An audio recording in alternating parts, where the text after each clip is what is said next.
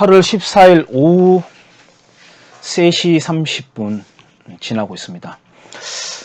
강성태 씨에 대해서 좀 말해 볼까 합니다.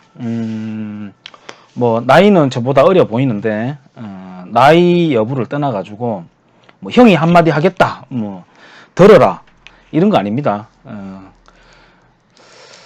듣기에 따라서 기분 나쁠 수도 있겠는데요. 이름을 강성태 씨에게라고 특정을 짓기는 했지만은 꼭 뭐 강성태 씨를 말하는 것만이 아니고 집권 여당인 좌익 정당의 호의적인 사람들, 특히 청년들에게 보편적으로 전하는 말이기도 합니다. 강성태 씨는 그 최근에 반일 감정 부추기는 정권의 그 흐름에 맞게 반일적인 발언을 하는 것을 제가 본 적이 있었습니다. 그때 조금 마음이 안타까웠어요. 뭐 그것까지는 뭐라고 하겠습니까? 제가 사실 저는 이 현상에 대해서 웃기게 보지만요. 어쨌든 그거는 시간이 좀 지나면서 알게 되는 영역일 수도 있고 뭐 안 됐지만 영원히 업데이트 안 되고 살게 될 것이기도 하니까 당장 뭐 제가 뭔가를 변혁시킬 수 없는 거니까, 또 남의 세계관에 대해서 그거는 일단 차치하고 유튜브 영상에 제가 관심 갖고 보는 채널들이 있겠죠. 저도 보는데 그 밑에 관심 동영상은 아닌데 이렇게 나열이 이렇게 돼 있더라고요. KTV라고 하는 영상이었던 걸로 제가 기억합니다.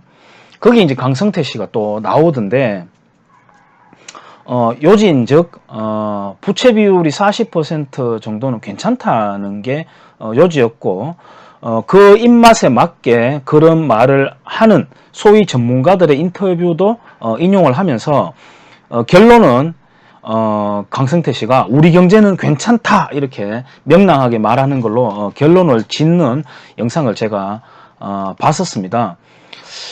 물론 경제는 그 심리적인 측면이 큽니다.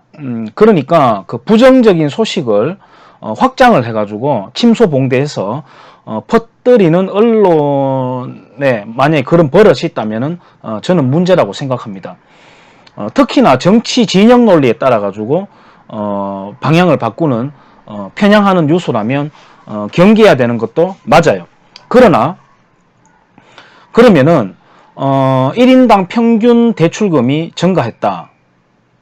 중산층이 급감했다. 제조업 일자리가 15만 개가 사라져 버렸다. 일자리 예산 54조 원을 퍼부어놓고도 실제로 그 돈을 거기에 다 썼는지도 저는 알 수가 없죠.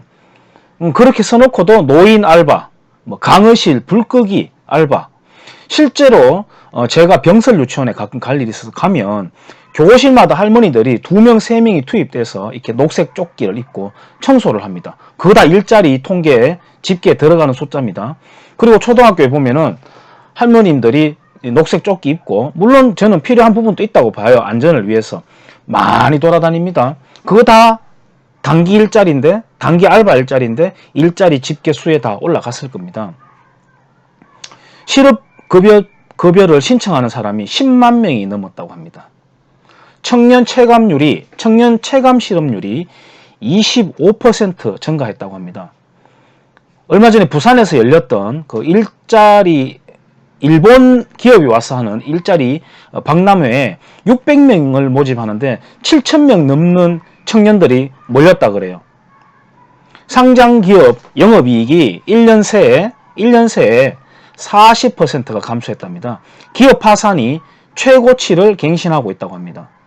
그리고 무엇보다도 이거는 굉장히 실생활에서 발견할 수 있는 중요한 지표인데, 보험 계약을 해지하고 돈을 돌려받는 돈이 1년 새에 2조 원이 증가했답니다. 1년 새에 2조 원이. 그거는 실생활에 밀접한 수치입니다. 강성태 씨가 출연했는 KTV 영상은 아닌데요. 그걸 보고 난 뒤 아랫단에 보니까 신용 등급이 일본보다 높다는 거를 또 최근에 말하면서 우리 경제 좋다는 근거로 내세우던데, 97년도에 외환위기 직전에도 신용등급이 좋게 나왔었습니다. 그러다가 급격하게 무너졌거든요. 그거 믿고 있어서는 안 된다는 수치입니다. 말하자면 지금 그 문재인과 집권 좌익 정당은 늘 한국 경제가 튼튼하다고요. 튼튼하다고요.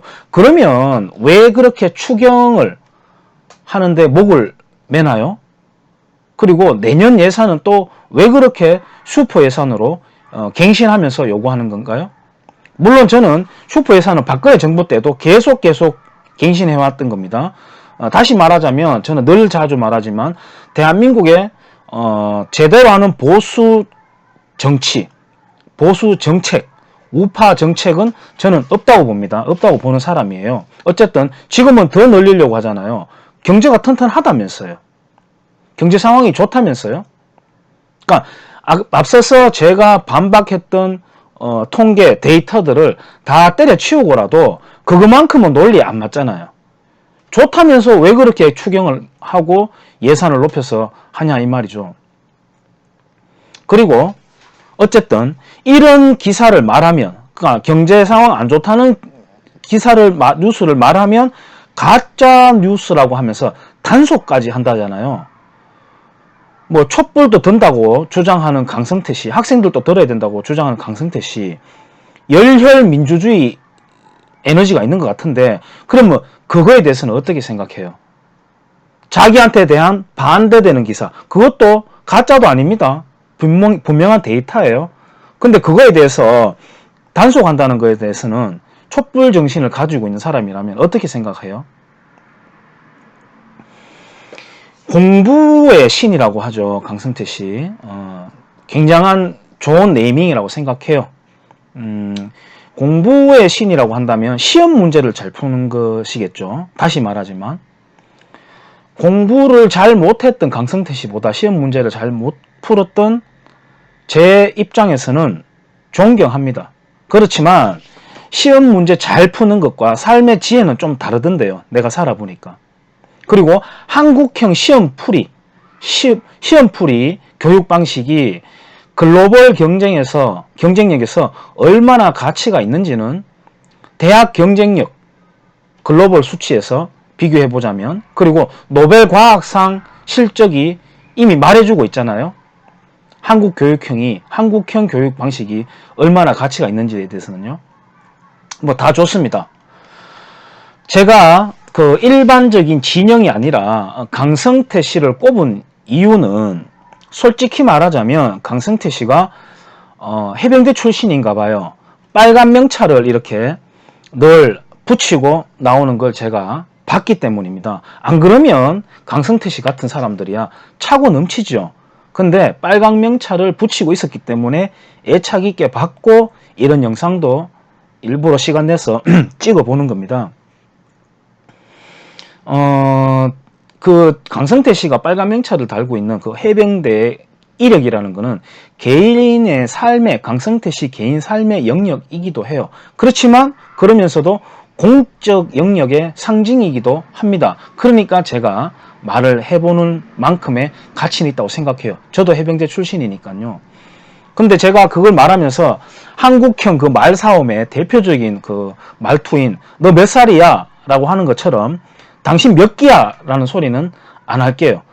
저도 실제 생활에서도 해병대 기수 났다고 막무가내로 말 놓고 함부로 하는 적 한 번도 없고 후배라고 해서 처음부터 하대한 적 한 번도 없기 때문입니다. 그거는 이야기 안 하겠어요. 하지만은 해병대 모토에 뭐라고 있던가요? 자유와 정의라는 게 있죠. 자유와 정의를 위해서 싸운다고 나와 있습니다. 자유에 대해 그리고 정의에 대해서 한번 생각을 해보세요. 그리고 대한민국 국군은 반공을 기치로 탄생되었습니다. 반일을 기치로 탄생된 군대가 아니에요. 특히 해병대는 타칭 어떻게 볼지는 모르겠으되 자칭 국방의 천병이라고 하는 자긍심으로 똘똘 뭉쳐있다고 저는 생각합니다. 그리고 제때에 같이 생활했던 사람들 다 그렇게 생각했었습니다. 그리고 해병의 긍지 5가지 암기해보면 세 번째에 있는 것 중에 책임을 완수하는 충성스러운 해병이라는 말이 있습니다. 저는 그 말을 제일 좋아해요. 강성태 씨가 지금 하고 있는 행동, 그리고 아까 말했듯이 한국 경제가 지금 좋다고 말했잖아요. 그럼 안 좋으면 강성태 씨가 책임질 수 있나요? 그거 아니죠. 책임질 수 없다면 책임질 수 없는 말을 하는 거예요. 그러니까 빨간 명찰을 모독하는 것일 수도 있습니다. 빨간 명찰 속에는 그런 생각들이, 그런 철학들이 내포되어 있으니까요. 자, 그런데 어쨌든 사회에 나와가지고 이렇게 정견 없이 휩쓸리는 거는 저는 아니라고 봐요. 강성태 씨는 똑똑하다, 확실히 철학을 갖고 있다고 생각하겠지만은 또 다르게 보는 입장에서는 아니라고 볼 수도 있겠죠. 그러니까 모르면은, 아직 알곡이 덜 찼다고 생각되면은 차라리 정치 논리에 기웃거리고 하지 말고 그런 것과는 거리를 두고 자기 본업을 하면서 좀 더 내공을 쌓는 게 훨씬 좋지 않을까요? 그런 맛을 일찍 들어버리면, 예를 들어 김상중 씨처럼요, SBS에서 활동하는 김상중 씨요, 예전에 태극기 집회에 태극기 드는 그 할머님들이 길에 이렇게 들어 누워 있고 이런 모습을 막 취재를 하면서, 할머님들이 논리가 없죠. 말을 하면 뭐 앞뒤가 좀 없을 수도 있죠. 그렇지만 그 할머니들이 살아오면서 삶에서 체감한 경험이 그렇게 없을까요? 말은 좀 무식해 보일지 모르겠지만 그 인터뷰를 따가지고 김상중 씨가 아주 젠틀한 모습으로 이들은 왜 이럴까요? 이렇게 하면서 그 사람들을 마치 어디 원시인인 양, 미개한 반문명적인 원시인처럼 대하면서 프로그램을 찍는 걸 보면서 저는 그때부터 김상중 씨가 인간으로 안 보였어요. 지금 강성태 씨가 이 영상을 들을지 모르겠습니다. 워낙 바쁘고 잘 나가는 지금 흐름에 있는 사람이니까요. 그리고 얼굴 한번 제가 본 적이 없는 사람입니다. 저는 영상에서 봤지만 강성태 씨는 내 얼굴 한번 본 적이 없지만 애정이, 정말 믿을지는 모르겠지만 애정이 있어서 이렇게 영상을 찍습니다. 그리고 강성태 씨 당신이 쓴 책도 보고 있습니다. 이 책요. 책 아주 잘 썼던데요. 아주 저는 유용하게 정말 잘 보고 있습니다. 감사하게요. 어쨌든 그래서 이런 영상을 찍어보고 있는 겁니다. 얼마 전에 보니까 학생들이 뭘 안다고 촛불을 드느냐라는 말에 대해서 한마디 하면서 촛불을 드는 것에 대한 당위성을 이렇게 설파를 하고 하던데요. 기분 나쁠지 모르겠지만 저는 썰익었다고 보고 있습니다. 아직까지. 근데 썰익은 열정을 이용하는 악마들이 있다는 거 왜 모르나요? 2년 전에 박근혜 대통령 탄핵시킬 때 그 촛불 들고 나갈 때도 다 나름 기계가 있고 뭔가 열정들이 있어서 나갔겠죠. 근데 그 앞에, 맨 앞에 깃발을 누가 들던가요? 민주노총이 판을 깔았어요. 민주노총. 그리고 거기 뭐라고 해놨던가요? 사회주의가 답이다. 이석기 석방하라. 이런 플래카드가 걸려 있었습니다. 나는 그런 것까지는 주장하는 거 아닙니다. 라고 하지만 여러분들 모두의 그 설익은 열정이 그런 사람들한테 이용이 되고 있다는 거 왜 모릅니까? 지금 반일 감정 부추기면서 시위하거나 활동하는데 있는 데 있어서도 맨 앞에서 선도해 나가는 사람들이 들고 있는 구호들을 한번 보세요. 그 사람들이 정말 애국심에서, 순수한 마음에서 그렇게 하고 있나요? 저는 순수하다는 표현도 별로 안 좋겠습니다만 그 앞에 있는 사람들 뭐라고 피켓을 드는지 한번 보세요. 그 사람들이 주장하는 피켓, 그 주장에 쓰이고 있다는 걸 왜 모릅니까? 그러니까 제가 순진해 보이고 썰익었다고 하는 거예요. 비단 그 강성태 씨뿐만 아니고 청년들이 섣부르게 정치에 찌들지 말고 지금 보세요. 좌익 정권 들어서서 특히 학교를 정치화해 나가잖아요. 그게 깨심이 만드는 거 아닙니다. 깨심이 만드는 거 아닙니다. 개돼지 만드는 과정일 수도 있어요. 왜 그걸 생각 안 해봅니까?